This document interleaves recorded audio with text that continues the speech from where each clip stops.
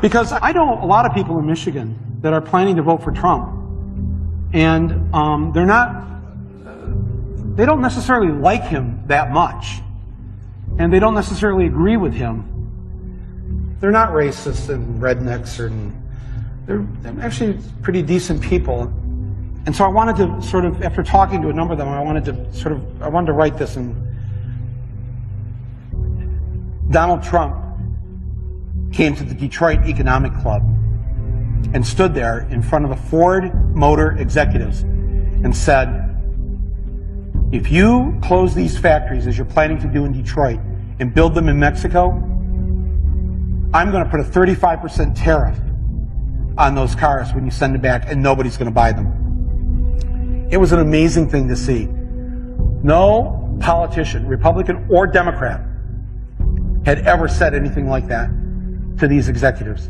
And it was music to the ears of people in Michigan and Ohio and Pennsylvania and Wisconsin, the Brexit states. You live here in Ohio, you know what I'm talking about. Whether Trump means it or not is kind of irrelevant, because he's saying the things to people who are hurting. And it's why every beaten down, nameless, forgotten working stiff who used to be part of what was called the middle class loves Trump. He is the human Molotov cocktail that they've been waiting for. The human hand grenade that they can legally throw into the system that stole their lives from them. And on November 8th, Election Day, although they lost their jobs, although they've been foreclosed on by the bank, next came the divorce, and now the wife and kids are gone, the car's been repoed, they haven't had a real vacation in years, they're stuck with the shitty Obamacare bronze plan where you can't even get a fucking Percocet. They've essentially lost everything they had, except one thing. The one thing that doesn't cost them a cent and is guaranteed to them by the American Constitution, the right to vote. They might be penniless, they might be homeless, they might be fucked over and fucked up. It doesn't matter, because it's equalized on that day. A millionaire has the same number of votes as the person without a job. One.